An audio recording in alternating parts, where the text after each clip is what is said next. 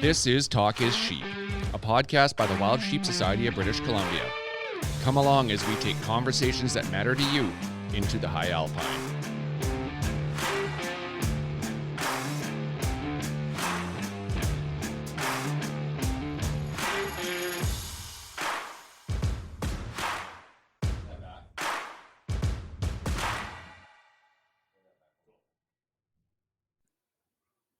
Mr. Hamilton, good evening.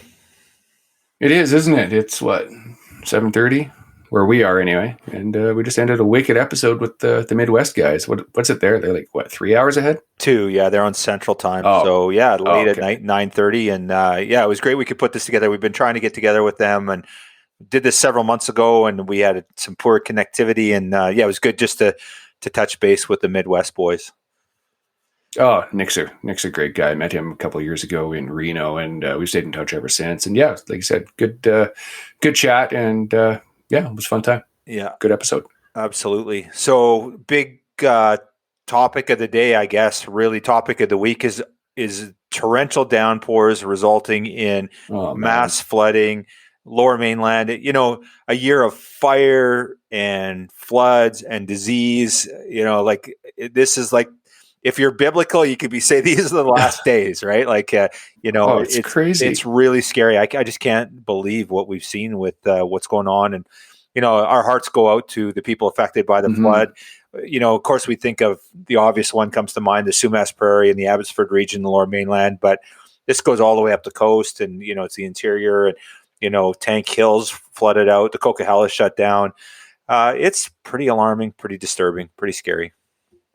Oh, it really is, and it's far reaching.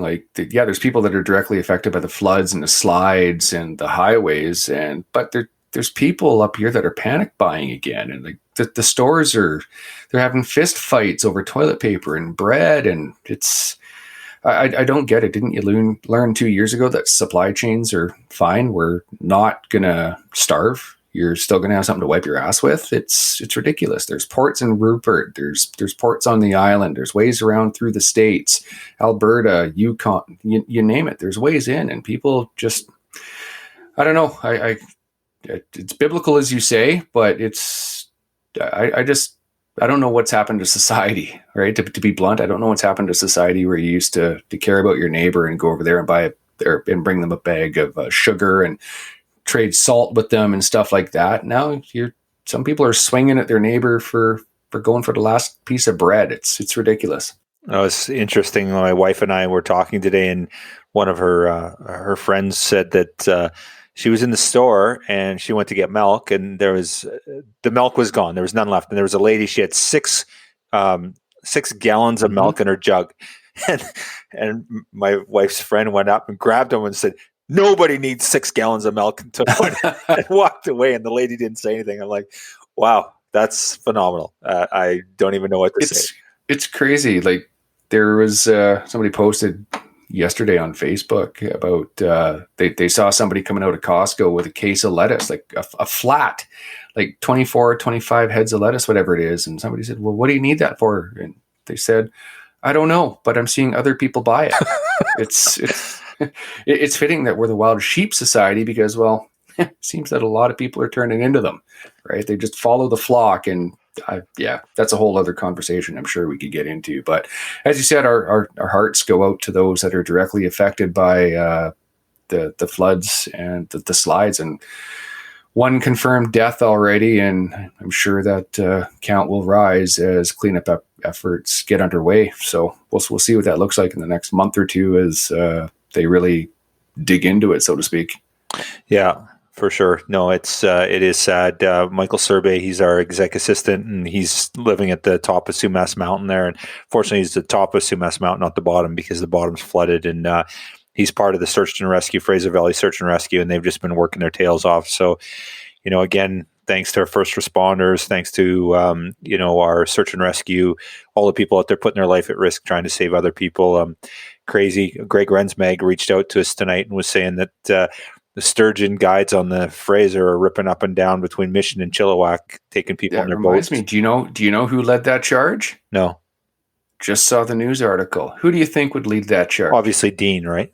Absolutely. Yeah, it was no Dean surprise. Work. Yeah, great absolutely, river. Yeah. Dean Work. Love that guy. Yeah, absolutely. No surprise there whatsoever. So, no, it's definitely it is a scary time. Like you said, there's no reason to panic. We're not going to starve. We're not going to run out of things. But it definitely is really alarming, and it just goes to show how fragile we are. As a society, that something like this can just cause so much havoc. And really, it's a rainstorm. It's a rainstorm is all it was. But look at the carnage and the devastation's cost, the loss of life. It's really scary. So, it makes me thankful to be a hunter and somebody who can provide for themselves. And yeah, we go to the grocery store for some basic stuff, but we've always got a freezer full of meat, and we have a garden in the summer. But what would happen if and when that big one that they've been calling for 30 years shakes the mainland down to its core? Like it's terrifying to see how woefully unprepared a lot of people are, right? And when, as you said, going into the store for 6 gallons of milk, why? Yeah, it's going to go sour before you use it, right? I get it if you got a 15-person family, or if you're buying for your neighbors, but we don't seem to look after our neighbors anymore, so I highly doubt it. But yeah. Anyway, we'll rant on about that. Yeah, it was interesting. You talk about being self-sufficient, I guess, and really we're not that self-sufficient when you realize, as hunters, we could be self-sufficient, but we don't have to be. We're not really. But that was the thing my wife said to me today. She was reading all the stuff going on and all this panic buying, and people, the gas stations are out of gas, and she's like, this is a little disturbing. Like, are you worried? And I'm like, I'm not worried at all. I said, we've got a roof over our head and we've got food in the house. I said, the rest is just gravy. We've got a water source. There's nothing to worry about, right? And it's and that's the thing, I guess, as hunters, and sustainable users, we know that we could survive, right? The big one happens, we could go out and we could exist, and yeah, we might not be comfortable, but we do just fine. So yeah, nailed it. Anyway, on that note, we're not going to promote anything tonight. We've, our hearts do go out to those affected by everything going on. And I guess just the time to think about our neighbors and think about how we can help each other and be there for one another and keep each other front of mind with all the stuff going on around us. So, yeah. Like one of the best movies of all time, right? Oh, you owe beer again. I can't turn that thing off with anyway, it's my computer. One of the best movies of all time. Don't they say be excellent to each other? Bill and Ted's, right? Yeah, oh yeah, Bill and Ted's Excellent Adventure. Like, whatever happened to that? Be excellent to each other. Yeah, classic. Yeah. Need a little bit more Mike Myers in our life, right? So yeah. Who doesn't? Who doesn't? But that's a completely other movie though. You're wrong movie. You're thinking this is Keanu Reeves. Yeah, but wasn't his sidekick Bill S. Preston Esquire and Theodore Logan? That's Keanu Reeves, and I can see his face, but it's not Mike Dana Myers. Carvey? No, it's going to bug me now. Don't make me Google it. Okay, well, I don't feel as bad because I maybe got it wrong, but at least I did not know who it was. So, but you called him Mike Myers. Good times. Oh, what the hell is his name? Alex Winter. Okay. All right. Alex Winter. All right. There you go. Yeah. All right. Anyway. So episode 51. This is a cool episode. We are joined by the past president of the Wild Sheep Foundation Midwest chapter, Nick Negrini. He's currently serving as their secretary. Tyler Donahue is their current vice president. They've both been on the board for a number of years with Midwest. They do fantastic work for wild sheep. They live in a state in Minnesota that doesn't have any sheep. and kind of the origin of the Wild Sheep Foundation national organization. That's kind of where it all began back then. And obviously it's a different organization now, but that's kind of where the national chapter came from, was out of that Minnesota area. And that was kind of the origins of this Midwest chapter as well. So episode 51 with Nick and Tyler, great listen. Midwest has been a fantastic supporter of the Wild Sheep Society of BC and a number of chapters and a number of wild sheep projects all across the landscape. So real honor to have them on the show. And I'm sure you're going to enjoy the listen with Nick and Tyler.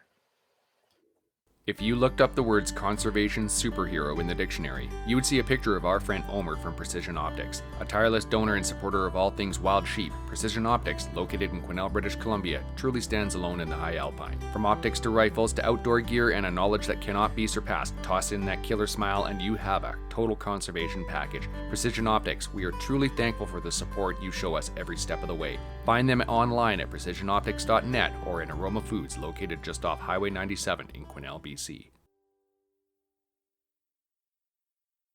How's it going? Excellent. How are you, Mr. Kyle? Good. Good to have you on the show. Yep. Steve. Good to see you too, Steve. Good to see everybody. This is what do you call it, Steve? The Redux section. We tried this about 6 months ago in Los Angeles. I had a bad connection there, and it did not work at all. And there was a lot of empty space when I was talking, so we thought we'd do this again with a proper connection. So thanks for making this work, guys. Appreciate it. No. Thanks for giving us the opportunity times too. There, getting it fixed, and letting us eat up some of your time. Yeah, really cool. Well, there's a bunch of stuff I want to talk about. I want to figure out what's going on with Midwest.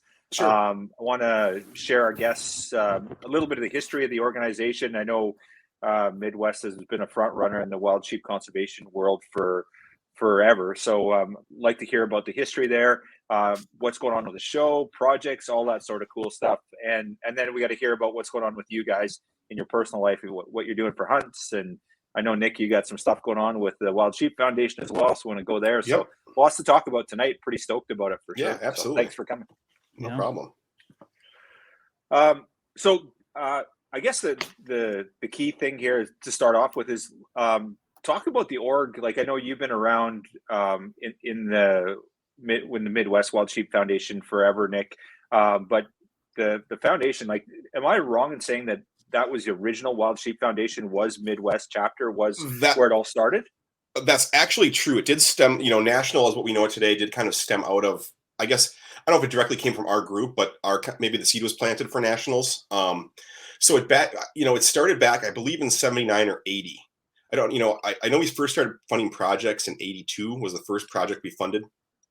So I don't exactly remember. I'm not a great historian about it, but it was basically founded by some Minnesota and Wisconsin. Originally, it was called Minnesota, Wisconsin FNAZ.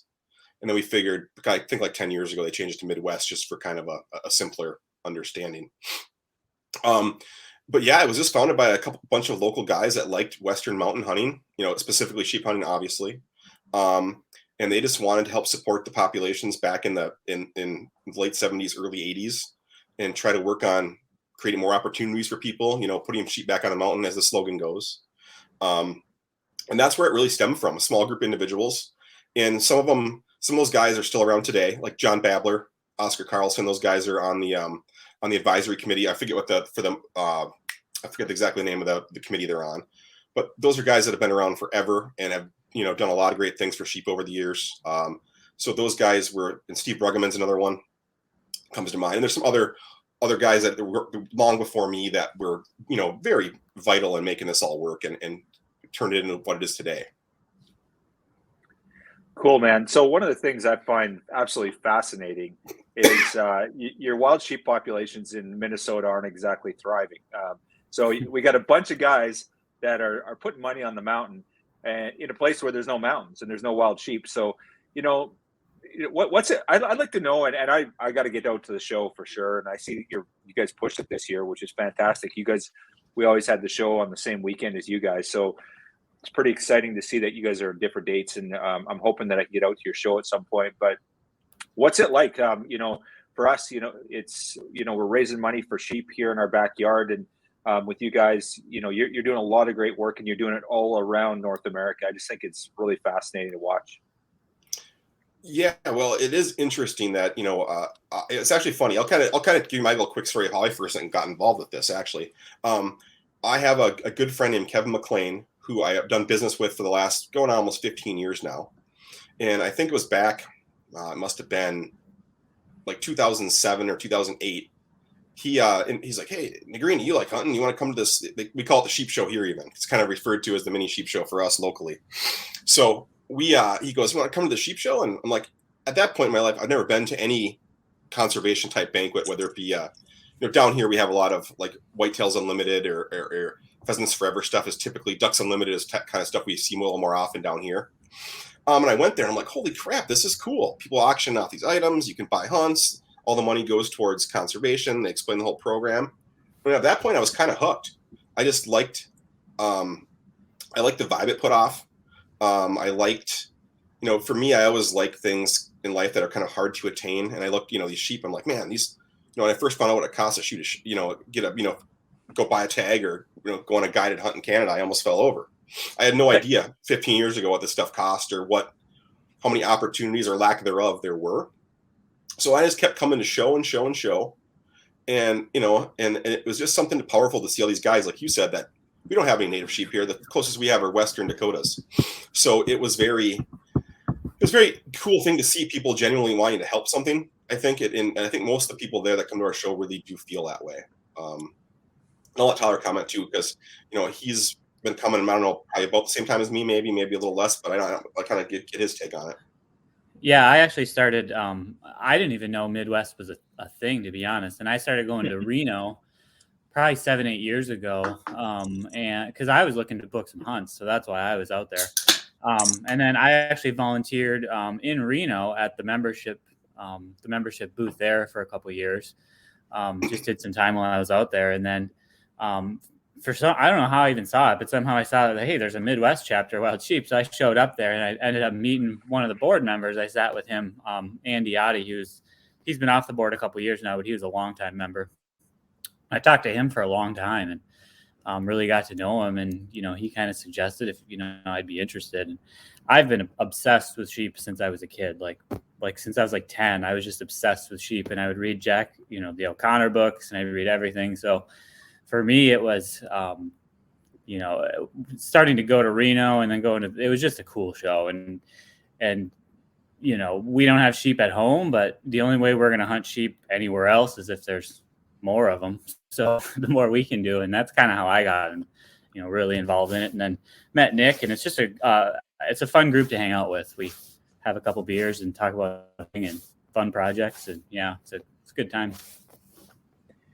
Well, one thing that amazes me is that I've watched your show the last couple of years here, and it's just phenomenal the amount of hunts you guys have, the auction items, and honestly, you guys are the envy of the wild sheep world when it comes to your auction lineup. Never been to the show itself, and I know these last couple of years have been a little bit wonky with COVID. I know you guys pulled it off by the skin of your teeth 2 years ago, and I see you got a show planned for this year. So kind of what's on the slate for that? What do you have planned for 22?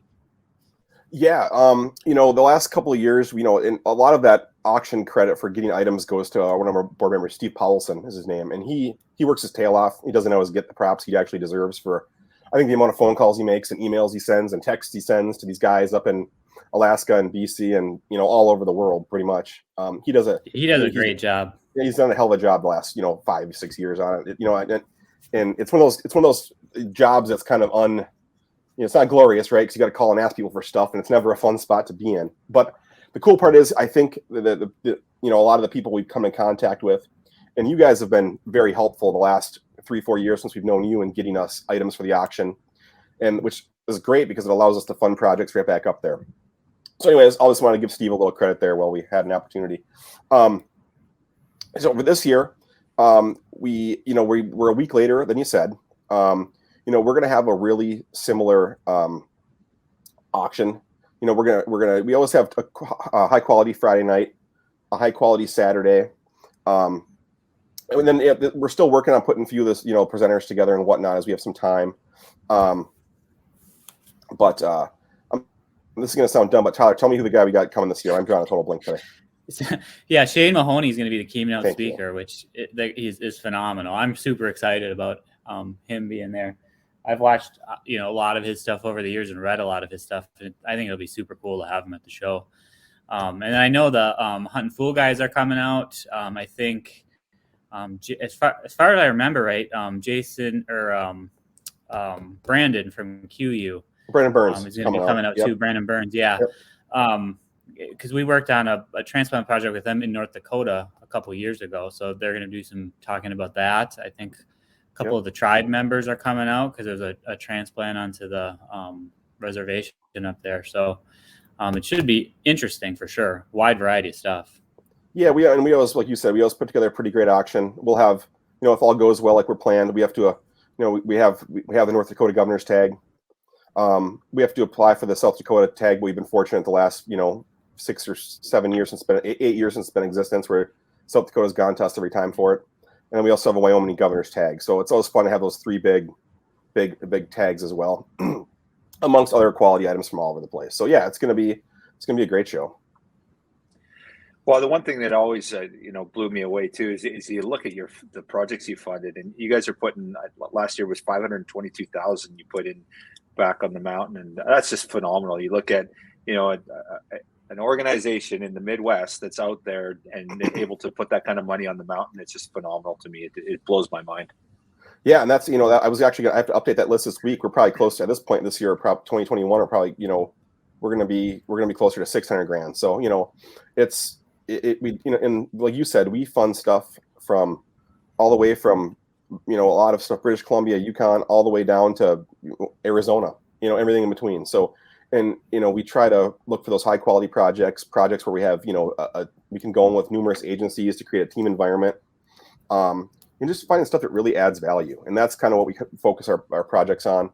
In the last couple projects, we've been really blessed to get a lot of really good options to fund. Quite honestly, we've had almost every project we've been presented with this year has been just high quality, good on the ground conservation work type projects, which is really exciting to fund. Yeah, very cool. So let's talk a little bit about that then. Like, what kind of stuff are you guys doing? Like, where does, I know you guys have done a lot of work in the Dakotas, obviously close to home there. Yep. You've done work in the West. I worked with, I think, Wyoming pretty closely, and certainly been a big supporter of the Wild Sheep Society BC through our Fraser River project as well. So, yep. I guess how do you guys decide where that money goes, and kind of working relationships that you guys have had? I think I'll comment a little bit, and I'll give it to Tyler for some more color. But I think we've, like, this year we've done, with as dry as it was, there was a bunch of water projects, Arizona. I think Nationals got involved in a bunch of those too, the big water dumps and stuff they were doing in Arizona, Nevada, maybe. We obviously supported the Fraser River project again, with the states and the auction money raised. It all goes back to their programs. And as far as our kind of approach to how we do it, we don't necessarily have a formula for, we're going to fund X amount here, X amount there, X amount there. It's kind of just what comes across our desk as a quality project that, similar to how Nationals does it, where we want to have numerous stakeholders involved, not just be a solo ask for $100,000 because whatever. We want to see that there's going to be 2 or 3 or 4 or 5 partners in that to really make, that really shows us as a quality project. Another one we committed this last couple weeks ago was that there's a 3-pronged study in Washington, Idaho, and I believe Oregon. It's Oregon. Yeah. Oregon. Yep. Okay. They're doing a similar thing what you guys are looking to do in BC. The capture, collar, test, and eliminate if need to for the positive sheep. So that's when we funded. That's going to be a lot. I think that's going to be a really exciting project. Tyler, what else am I missing? Yeah, and that one's I think that one's over 3 years, if I remember right. It is. There's a fairly lengthy commitment on what they're working in. A couple of our members were out there at chapters and affiliates. Mike, our board president, and Steve, who he mentioned. And I know they went up through Hell's Canyon when they were there and saw a ton of sheep. And they kind of talked about that, that they were doing that out there and how successful it had been. So it's an interesting project. We just got involved with one too that there's a video that just came out about backcountry skiing in the Tetons and how it's affected like wild sheep. And so the people that made that are making another film kind of about the Whiskey Basin herd. which is actually the herd that we have adopted. That's kind of our adopted herd as a chapter. And just kind of about the agriculture and how the interactions and kind of just how that herd has struggled over the last, 10 years or so, or probably even longer at this point. So that one's going to be kicking off pretty soon.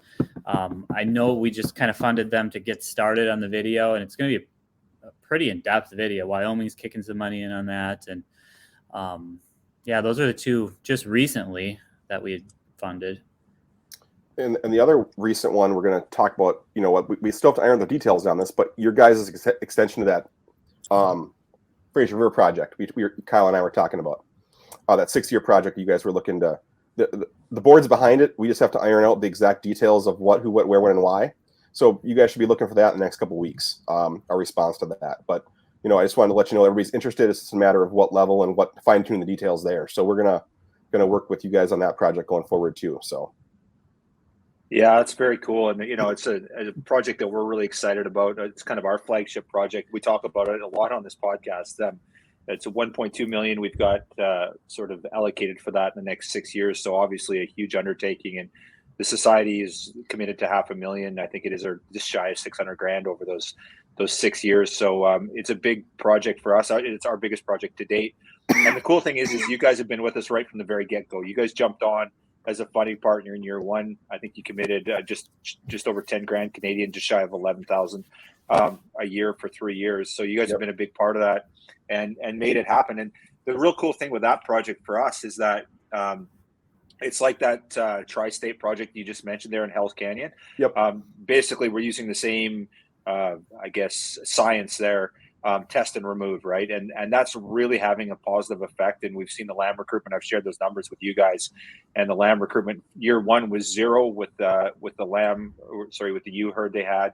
And I think they had 21 with 42 ewes or something like that in year 3. So really, really positive. We're seeing that out of Hell's Canyon as well.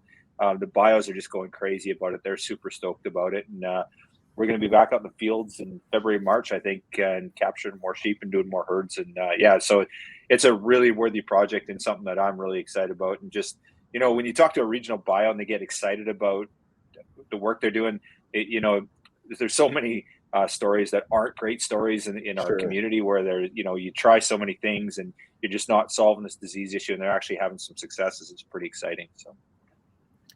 Well, and for us, for me anyway, specifically, that's an exciting project to support, because I think it's one of those projects that versus doing a study or something else, this is more of a aggressive approach, I guess you call it. It's a you're taking some really bold action, I think. And I think if everything turns out the way those preliminary numbers look, it's going to be a giant win. So that's really exciting, actually. For me personally, I think it's great. Yeah, we're really excited about that. It's pretty cool. Yep, definitely. So look, in the weeks to come, we'll have some harder numbers for you, but we're behind it. We just got to iron out the details, like I said, and we'll be following up soon on that one. So more to come. That's awesome. Well, we appreciate it, guys. Yeah, it's awesome, the support you've given us. And what it's done is allowed us to get those first 3 years in and show some good numbers so that we can move on. And the thing is, too, it's like anything else. You got to show some successes to get more funding for it, right? And we're able to do that now. And we get the government behind us with HCTF funding and other organizations, Wild Sheep Foundation, proper national, as we like to call it. They've been a big supporter of this project as well. So, yeah, really exciting for us, and we're so super stoked that you guys are going to be involved going forward. So yeah, likewise, we're happy to be involved. Definitely. Mm-hmm. Yeah, cool. Need to get you guys up here and check it out and get on a helicopter or something, which is tough to do. Neither Steve or I have had the chance, but that sounds. I don't know. Cool. I didn't up like Kobe Bryant. I don't think it wouldn't end well. I don't know. That's I'd go. What the hell? Got to go some ways. Got to go sometime, anyways. We've been talking about coming up to your guys' show too. We got to do that at some point. Yeah, I've been, and now that we have a gap, that's one of these years, especially because that is the frustrating part for me a lot. Because I know there's a lot of shows that were the same week as me, and I think Alberta might have been, even Oregon's, Idaho sometimes. I know there's a lot of overlap in the shows, so that was always kind of it is what it is. But it would be nice to go elsewhere and check out what other people are doing, So. Yeah, Washington State was on our weekend as well. I think we maybe still are. We tried to move them apart, but we're having to. It's tough to accommodate everyone. It's that busy time of year, right? So absolutely, it is what it is. But so hopefully if our dates holds, like we're going to change it, moved up a little bit, it'll be allow maybe some of us board members to go to other ones and check out different. It's also for me, it's also a great way to get new ideas too. Because I think lots of times at these shows we tend to do things the same way because it works. But you go to these shows and you're like, holy crap, they're doing this. That's cool. That place is doing that. That's awesome. And I don't know. Even like chapters affiliates, you talk to guys and it helps you think out of the box a little bit, which I think is important too. So. Yeah, no, that's for sure. I think that's one of the strengths too with our wild sheep families. We're always out there trying to help each other. We're all kind of, doing our own thing, but there's such a great support system, and chapter and affiliates is such a great opportunity for us to get together and, build on what we're doing. And we've really seen our wild sheep community. I don't know, in my opinion, we're the leading conservation organization out there, the sheep community, right? And I think it's because of these strengths and the leadership from the Wild Sheep Foundation, and then all the chapter and affiliates working together too. So, yeah, definitely. Pretty cool. So, okay, so any concerns about your show, about it not happening? Is there a risk with COVID? What's good? Like, before we went live, Tyler, you mentioned some issues there. I'll pass this to Tyler. He runs nursing homes, so he's right in the thick of this thing. Yeah. So I'm gonna let him talk. Yeah. I don't think we're gonna have any issues with the show. I think with vaccination rates where they are, with how far we are into this thing, it's gonna go off. There's major concerts going on, all that stuff. I think we're just past that point in this whole thing. I think there's questions on what'll happen this winter. Cases are gonna spike up, things are gonna happen, but like we mentioned, I'm seeing in my work a lot right now. The positive thing is most of the residents are vaccinated, and while they are testing positive, they're catching it. It's most of them are asymptomatic, so it's working. So I don't have a lot of concern as far as anything happening. And I think the big question is I think people are ready to get out, but everybody we're just sort of in this pattern where we aren't getting out, and I think it's going to take a while for people to just kind of get back into the normal swing of things. Even for me with Reno coming up, I'm like, oh my God, Reno's in like 2 months. Like, this is fast. Like, I don't know, I didn't even think about it. Just been busy doing other stuff. So, it'll be interesting to see what turnout is like, and, at all the shows, I think, and people get back out there. Yeah, for sure. When's your guys' registration typically open up? When do you open things up for that? Well, you should open it. Mid-December usually is kind of when it kicks off. Typically, we'll try to get things going here the next couple of weeks. Yeah, we're finalizing some of the big raffles we're going to do. So we're going to try to get tickets up for sale beginning of December, and we'll probably start registration about the same time as that. I think is kind of what the plan is. Yep. So more to come on that, but it should be very soon. And just like Tyler said, ironing out some details and I was working on stuff with the hotel for the meals and all the little stuff that got to do to make it happen. So, right, yeah, cool. Well, that's pretty exciting. So, so Shane Mahoney's the keynote. That's going to be great. He's definitely, you have to strap on your big boy pants for that talk because it's so intense. Shane is just like, he's so intense to listen to, and you always learn so much. There's not a talk. I've heard Shane talk several times, and every time he's up there, I learn something new. Right? He's just he's definitely a visionary for sure. And that's cool. I'm really excited that he's going to be there for your show. Yeah, I think it's going to be awesome. I have a couple friends that are really excited that actually never been to the show before. And they're like, oh, Shane Mahoney, he's coming. And so they're looking forward to it. They're going to come out this year. So hopefully it'll attract some new people and be good. Yeah, absolutely. No, for sure. Okay, let's go. One thing I wanted to talk about is you guys supported the Nevada water haul, and that was there was the Bighorn sheep. They were basically going through drought conditions in Nevada, and at chapter and affiliates there was a bit of a push to generate some money. You guys jumped on board with that. What did you guys end up sending for cash on that to support that? Let me double check that for you real quick. I was getting us to bear with me 1 second. Sure. I can't remember all the projects off the top of my head, so let me see here. Let's see what you did. Awkward silence in a podcast isn't good. Yeah, sorry about that, guys. Come on. Come on. Got to prepare the guests a little bit better than that, eh? Yeah, that's Well, I that's on just me. and the reason I ask it is because I know you guys were you guys really stepped up. I can't remember the number. I'm trying to remember, but I remember you guys were one of the bigger donors. You guys are always, that's the one thing with chapter and affiliates. Whenever it comes to something, Midwest has always got their hand up first in support, and Oh yeah. really inspirational. Here we go. Emergency water haul in Nevada. 10,000 US. Yeah, phenomenal. So, Yep. so that's a really interesting story, and the reason I bring it up is Wild Sheep Society BC contributed as well. I think it was $186,000 was raised for that water project, and basically what it was is these Nevada sheep were dying of thirst. There was drought conditions. There was some water mismanagement on the state's part, I believe it was. Is my understanding. I don't have a great background on that. And basically, the Fraternity of Desert Bighorn came to chapter and affiliates and said, "Hey, we need to help our wild sheep here in Nevada.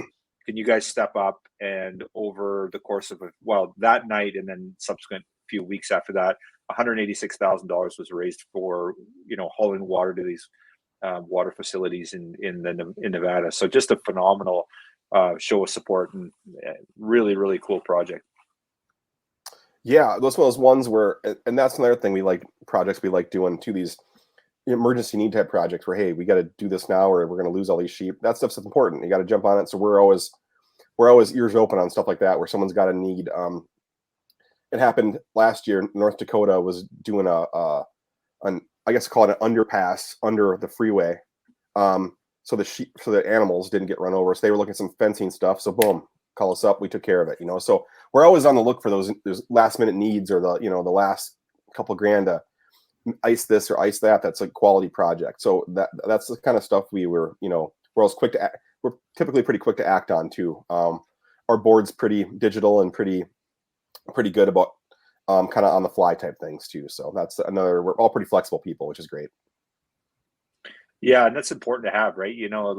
That's one of the things. If we can act fast and make a difference, like who can generate $186,000 like that and get 25, 30 organizations to do that, right? And I guess that's the fascination for me with our wild sheep family is we can pull that stuff off. We get together and we're like, hey, there's a problem here. Can we support? And we throw together 186 grand. That's phenomenal. Just the fact that a group of people can do that for conservation effort and pretty effortlessly, really, like to put that kind of money together. It's pretty exciting. Yeah, it's a big dollar amount when you think about. I mean, that much money in that short of a time, like that's pretty impressive. Well, and when it came to our board, I think, kind of the going amount was $5,000. Somebody said, well, let's. They kind of said $5,000 would be really great. $5,000 US for us in Canada. It's like double, right? As you know. Right. But so we were really excited about it. And one of our directors said, it was our treasurer said, you know what?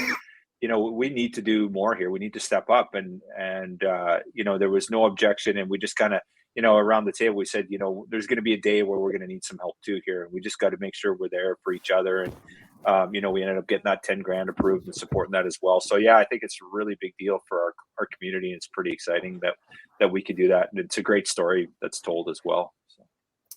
And that is the same part. One thing I like about the organization as a whole is kind of the teamwork mentality. It's not so much an I thing. It's very much that everybody wants to chip in and do good for the whole cause is typically what I've seen. I haven't seen too many instances of, I'll call it selfish behavior on top of this chapter or that chapter. Very often it's very positive and very, everybody's kind of on the same page is kind of the sense I get a lot, which is a nice thing to see. Yeah, absolutely. Well, I also noticed with Midwest, you guys are always stepping up at national. I think you guys underwrote one of the Less Than One Club hunts last year, was it? Or there was we didn't fully underwrite one, but I think we were like $5,000 or $8,000 towards one of the doll hunts, if I recall, off the top of my head.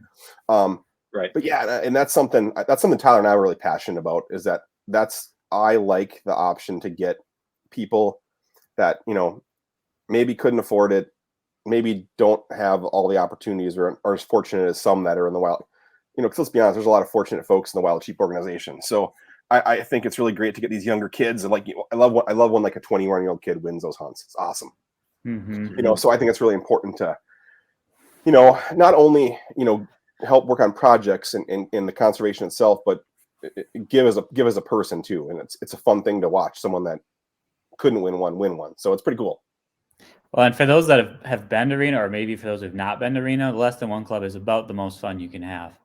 Like it's it's the funnest thing at Sheep Show, and like it's just a rowdy atmosphere, and everybody's having a good time, and you watch some of those people win those hunts. It's just an awesome thing to see. So it's just cool. It sucks. It sucks though when you hear somebody's name and you realize they're not in their room and you're going, oh shit, but then you're going, oh, this is good, I still got a chance.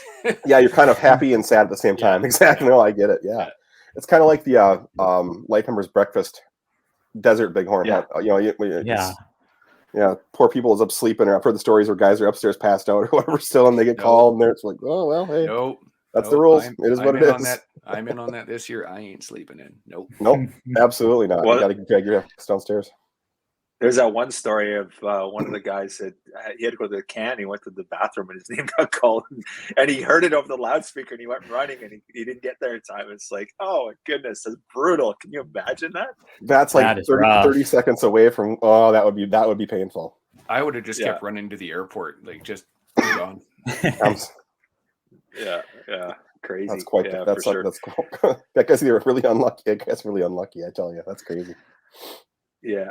So on that note, the Less Than One Club, and I guess for our listeners that don't know, basically, Sheep Show has an event, and it's called the Less Than One Club, Less Than One Eye Club, where you can join as a member. It's $25 to join, I believe, and then $25 to get in the door.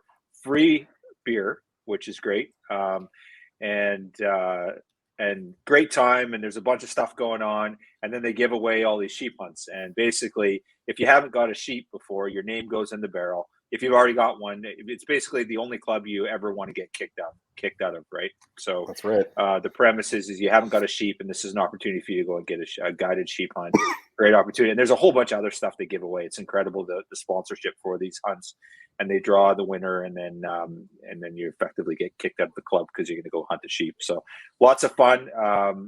Obviously, if you've got a sheep before, you can't have your name in the barrel, but you can still attend the event. So you can still go drink beer. Yeah, we do exactly. Tyler goes every year. I'm still hoping to win, but Tyler goes and drinks beer, so it's perfect. It works out great. And I also happen to like beer, so it's a win-win for me. So that was my segue. Let's talk about that, Tyler. I seen. I think you've killed a Dall sheep. Talk a little bit about your sheep hunting career for us. Yeah, I hunted Dall sheep twice. I've gotten 2 Dall sheep, and like I mentioned, like since I was a kid, I've just been obsessed with sheep hunting or wanting to hunt sheep. And I actually, when I was 23, I got my first job out of college. I spent 25% of my gross income that year, and I shot a Dall sheep and a moose in Alaska. And ended up the guy that I hunted with. They had a cancellation the following year. So I went back when I was 24 and I shot a second Dall sheep. And I've not hunted sheep since. I hold out hope. I'm 36 now. I've been building points for sheep since I was like 16. So I've got a ton out west. And I still hold out hope that one day I'm going to draw my sheep tag. The more points I get, the less hope I have, but I try to keep it going. But no, I've kind of, so that was the last time I hunted sheep, and, North American sheep anyways. I've hunted internationally a few times, and I tend to do that more than anything, just because, for me, for the price of a stone sheep, I can hunt ibex probably 5 times. So, I kind of reroute some of my money that way, but yeah, so it was 23 and 24. And I spent a lot of my income, and I don't regret it. Yeah, very cool. And so, Nick, tell us about you. How's your sheep hunting career going? Well, I'm still an active sheep virgin, so there's that. So no, it was interesting because I got into hunting. I'm 41, and I didn't really get into hunting till I was late 20s. So this has been a late kind of. My parents are from Upper Michigan. My dad hunted deer and grouse growing up. But when his dad passed away in the late 80s, he kind of stopped hunting. So what got me going was the first hunt I ever bought, the first hunt I ever went on was a whitetail hunt from a wild sheep event, actually, is how that went down. So I was a late start, so I didn't get in the whole point. For those of you guys that are listening in Canada that don't know, to apply for sheep hunts in the U.S., it's a ton of applying, a ton of years of waiting, thousands of dollars a year on useless tags that you'll never get anything out of. So it's a game of playing the odds. Eventually, hopefully you'll get drawn, and that's typically how these bighorn and desert bighorn hunts go. In Alaska, you can obviously pay, or just like you can in Canada, but a lot of people are income limited, obviously, on that stuff. So my dad last year was fortunate enough to go on a raffle, and he won a doll and a mountain caribou hunt up in the Yukon, and bequeathed it to me. So in 2024, I'll be going up to Yukon with Chris Widrig and giving it my first stab. So that's when my first adventure goes down. But other than that, a lot of Colorado, Montana, elk, deer stuff running around the U.S. A lot of whitetails, turkeys, just any opportunity I can get to go out, I typically take. So, but yeah, the first mountain extravaganza is 2024. So I hate to wish time to move faster, but I kind of want time to move faster, if you know what I mean. So it's, Yep. it's kind of an odd spot to be in. Yeah. Yeah, no doubt, for sure. Now, your daughter, she went out and ended up getting the antelope this year or something, didn't she, as well? Yep. Actually, I and Lee Ledford, which Yeah. we all went to Montana antelope hunting with one of the guys who donates to our outfit, called Joe Leo. He's a younger kid. I think he's like 25. Just started his own elk and antelope and deer guiding outfit. And we went out with him, and my daughter Josie's 16, and she took her first, or actually second antelope.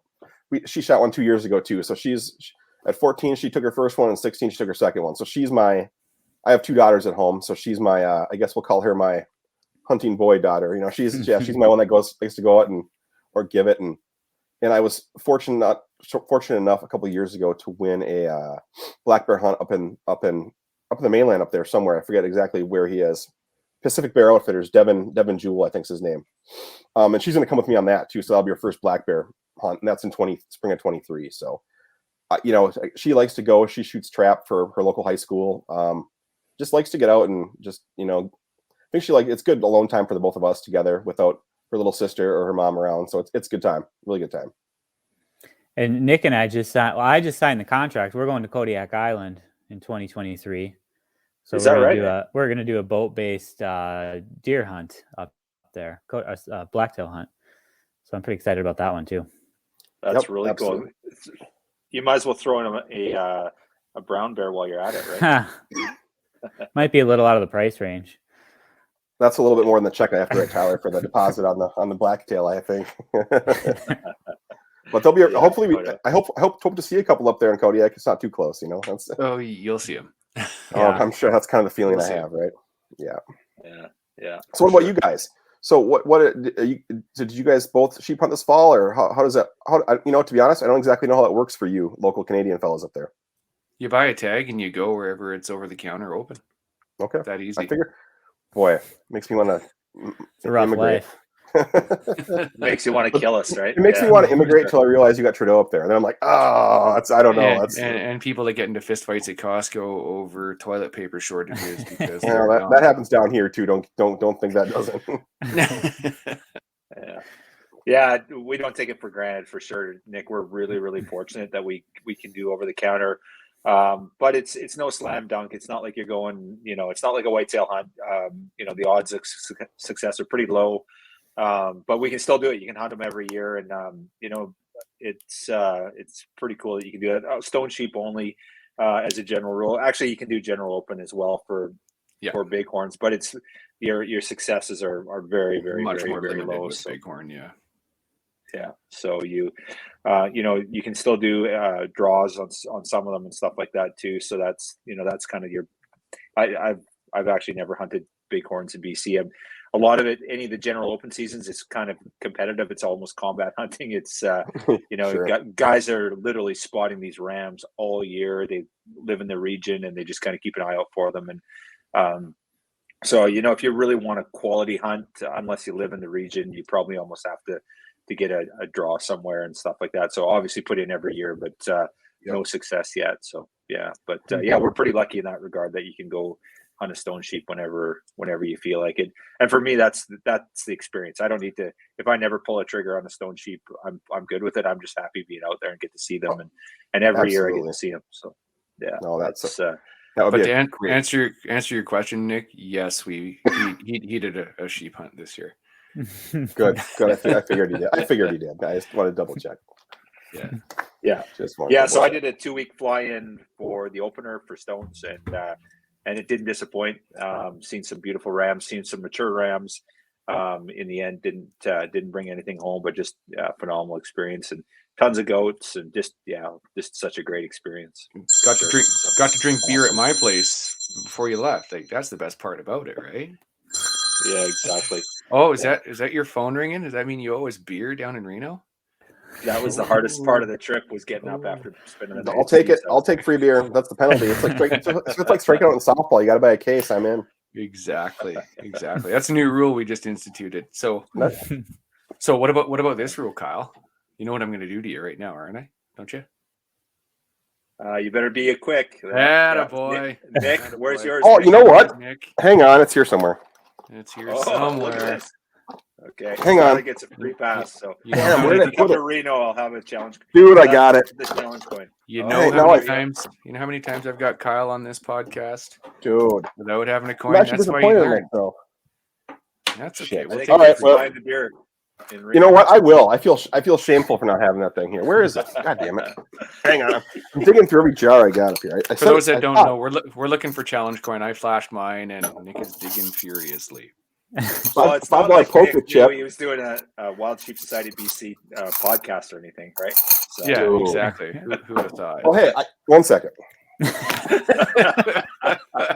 He's really committed to this. I'm very impressed. This is great. I'm loving this. Nick is getting sweaty there. Best I can do is a sweatshirt. Okay, well, that's Wear it all the that's time. pretty cool. Actually, both my daughters have them, and they wear them to school. You'd be proud of them. So they both got them. We'll take it. We'll take it. Thanks. That's great. So Tyler, what you get up to this fall for hunting? What do you go after? I was out in Colorado. I've kind of got a muzzleloader obsession. Like Nick will tell you, if there's anything you should ask me about, it's muzzleloader ballistics and weird goats in Asia. He can talk you to sleep about both subjects. It's pretty good. Yeah, I guess. It's impressive. So I did a muzzleloader elk hunt out in Colorado, and really got into a ton of elk and a ton of bugling, and was into the herds, just never was able to get anything. And then was just out 2 weeks ago with my wife drew a mule deer tag in Colorado, and so we were out there, and she got a really nice mule deer. Nick found the coin. There we go. Sorry, I was There a we go. little late, but I had to interrupt with that. So there we go. I got her. So my wife, I took her mule deer hunting on our honeymoon. For her very first big game hunt, and she shot a spike. We hadn't been out for a while, and so she shot. It was a 3x3, but really nice frames, mature deer. So we got that. Came back here. We just finished Minnesota rifle season. Saw a few deer, nothing crazy, and then I'm heading out for muzzleloader season in Nebraska in 2 weeks. So we'll be hunting mule deer and whitetail out there. So it's a decent fall. Yeah, sounds awesome, man. That's pretty exciting. Yeah, for sure. What about you, Nick? You got anything else on the go for this fall? Or are you done now? I shot a smallerish whitetail on Thursday a week ago. Yes, a week ago to tomorrow actually. So for Minnesota, that's a big deer. For Minnesota, that actually is a fairly decent deer. No, I shot that last Thursday. And then the area I hunt in Minnesota allows a buck per each weapon style. So it'd be archery, firearm, and then muzzleloader. So I forget when our muzzleloader season starts. Usually first 2 weeks of December, I think, something along those lines. So I might go back down there then. But other than that, shot the antelope out in Montana. It's been kind of a quiet fall, which has been okay, but a lot of other stuff going on with the kids and whatnot. But so then it will be turkeys in the spring. That'll be the next thing in May. So that'll be the next thing going. But other than that, it's going to be kind of a quiet winter, I think. Yeah, right on. Steve, why don't you talk about your sheep hunt? We saw a mountain. If that helps. Is it a nice Oh, mountain? From the ground or from an airplane or what? Yes, to all of the above. Yeah, we did a fly-in hunt in, was it mid-September? It was supposed to be 10 days, but the weather turned day one, and we came out on the 13th day because the planes couldn't get in and they were canceling flights and the snow was everywhere and it was freezing. And yeah, ended up we were there for caribou and goat and sheep if they were around. Greg and I hiked up a mountain bowl or into a basin there, and it was chest high willows and snow up to our knees in some spots, and it just got too dangerous the minute we crested. And I was like, you know what, we'll head back down. And we ended up I don't even want to call it a consolation prize, but ended up with 2 great big bull moose that we took home. So Oh, nice. one of them was 454 pounds deboned at the butcher. So hey, I'm not going to complain about that. Well, you got vittles. That's You got vittles solid. for all year at the minimum, so that's pretty good. Exactly. But a probably smart move to turn around before you avoid some real trouble, though. I'd have to. Yeah. We got up there, and it was Greg and I looked at each other and went, yeah, we're 100, 200 meters away from cresting over the ridge and looking down where we wanted to look, but it was snow-covered boulders, and no, bad idea. So Pretty sketchy. Sucked. But even the caribou were gone, and yeah, saw a couple of moose, a couple of grizzly bears, a couple of wolves, and yeah, bagged a couple of beauty moose. You had an adventure at the minimum, so that's good. Exactly. So is that a pretty early snow for that area, or is that semi-normal to have that much? It's semi-normal to see snow that far up north, but not normal to have sustained winds and the constantness of it. Like you'll get a day. Guys were in the same area last year. Kyle's been there. You'll get a snowfall. You'll be -3, -4 overnight, or what's that in Fahrenheit? Like 41 or whatever, 28, 30, somewhere in there.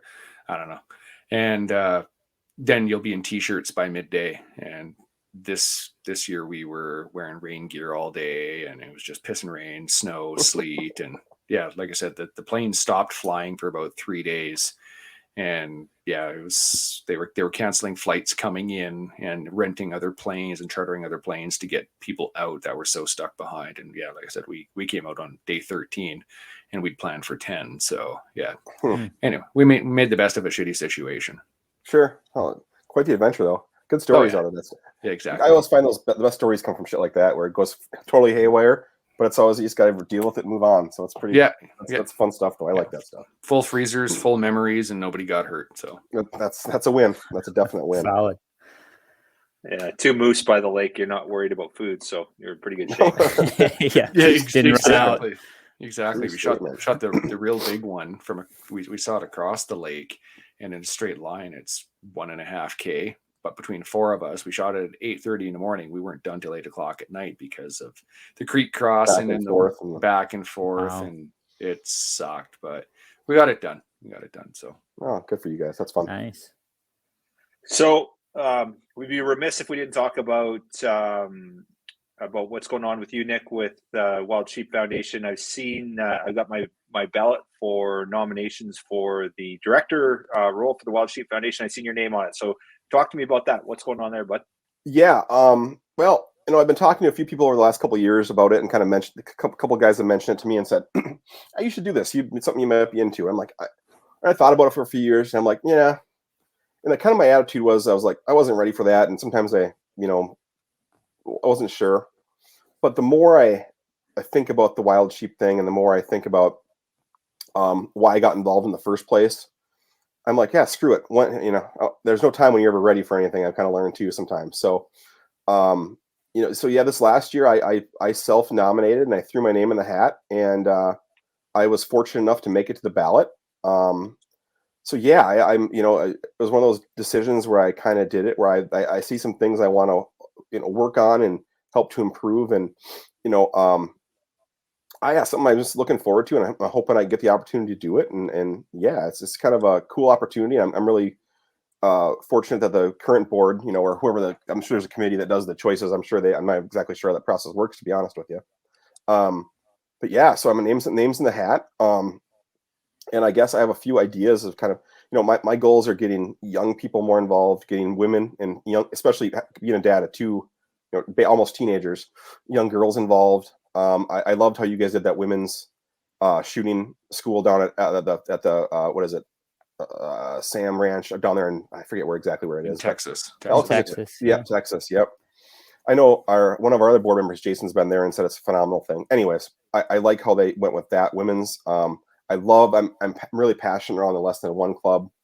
I want to work on more opportunities. I want to just be more aggressive on how we do things. So I'm hoping I get the opportunity. I'm excited about the future going forward with that.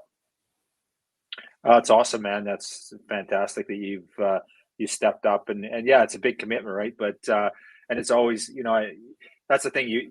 The work that you guys have done in Midwest, and I've seen your involvement over the last couple of years, and just how hard you guys have hustled as a board, and you being president and leading that team has been really inspirational, and I'm really excited. We'll see what the ballot. I guess we find out in early in the new year here where we end up, but. So for those listening, if you want a Flatlander on the ballot, I'd be happy to come over and do it.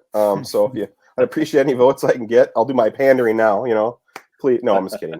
No, but if in all sincerity, and if anybody has any questions, feel free to reach out to me on on Facebook, Nick Negrini. I'm out there easily. Negrini. Last name's pretty unique, so there's not too many of us out there, so you can find me. And Kyle and Steve both have my contact info. So if anybody's got any questions, please send me a message. Feel free to ask me anything. I'm an open book, and I'm all about working, like I mentioned it before, team and moving the whole ball forward. That's my football analogy, move the ball forward. But no, I think it's a really good, like I think Kyle mentioned it probably a half hour ago.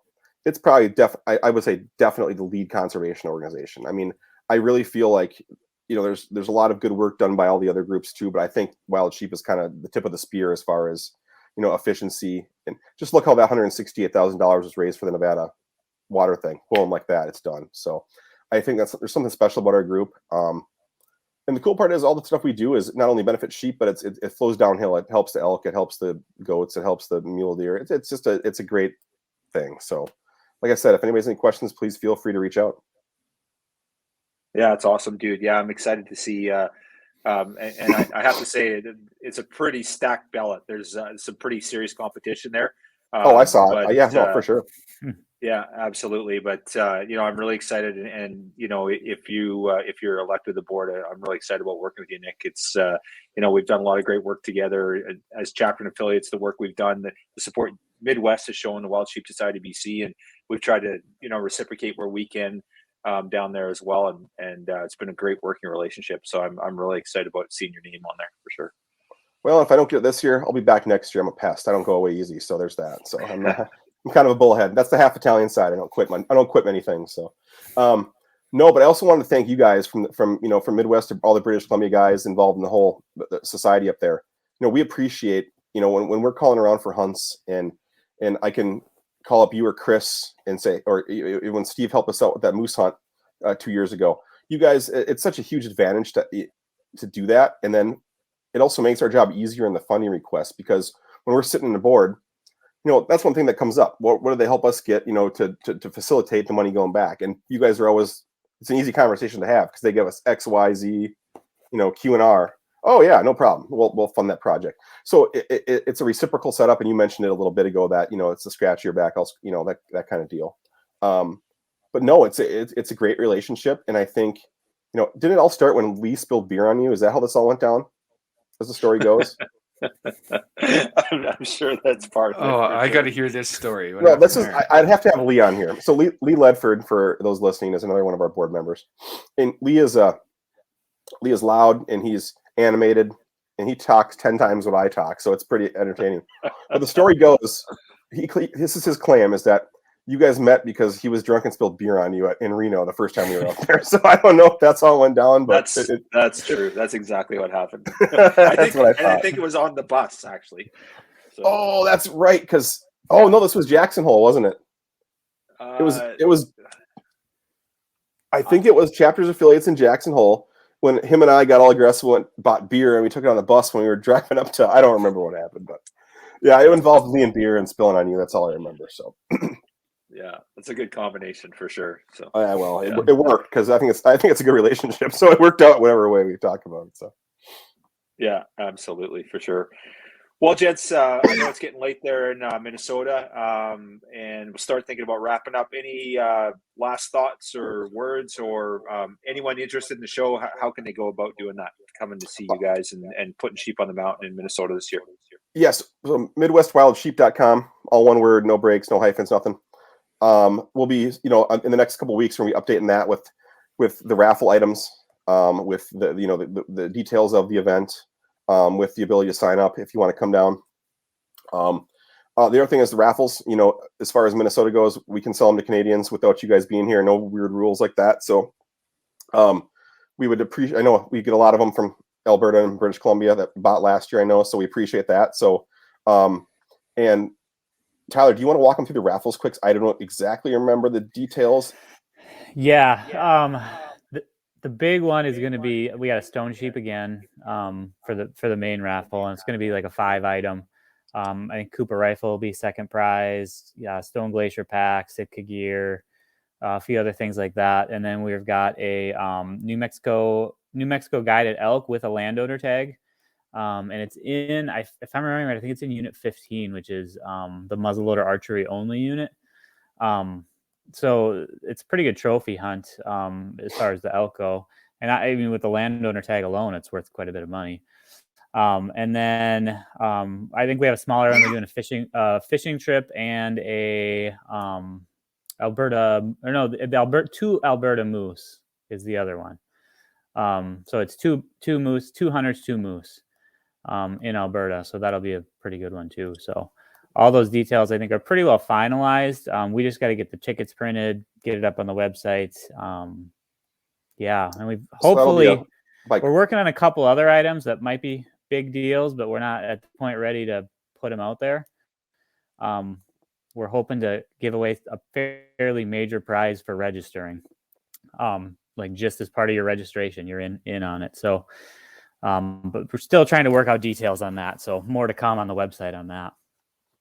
Yes, the best thing they can do is, and also Facebook will be out there. If you follow us on Facebook, we'll be broadcasting all the stuff. We'll put links to the raffles. And then once we get towards auction time, we'll be utilizing the online auction company like everybody else does. Your fellow Canadians up there. So they will have everything listed out there. So if anybody wants to bid, we'd welcome and accept them. So, yeah. So all that stuff will be on website and Facebook and whatnot. So we'll be getting more information in the next, it'll start really kind of flying out in the next month or so. So. And it's a great, like I said, it's a great lineup. So, I mean, we'd love to have everybody come out. Love to see some new faces in the room. Absolutely. Yeah, your guys' auction lineup is absolutely, second to none. It's unbelievable. It's kind of almost rivals what the foundation does, National does. It's so comprehensive. We'll definitely be happy to share the raffles and your auction lineup as well once you guys got that. So just be sure to share that over as we did in previous years. So always happy to support you guys. So want to say thank you very much to both of you for taking the time tonight and coming to see us. We appreciate having you on the show. What's Steve doing? I don't know what he's doing. He's throwing me off. Is he buying life membership? Is he life member in? Oh, wow. Look at you, savage. Look at that Or is guy. it Kyle? Oh, we're talking about Kyle being a life member. What's going on over there, Steve? I'm confused. You got a new life member just now. Attaboy. Nice work. What a guy. Look at that. That's Look at that. impressive. Wow. Okay. Well, from the Monarch BC member, I thank you. Yeah, that's perfect. That's good. I used Kyle's card. Perfect. That's awesome. Hey, we appreciate it. Well, there'll be a plaque coming your way about showtime. We get them printed right before the show, so it'll be probably March time. You'll see one coming your way. So, attaboy.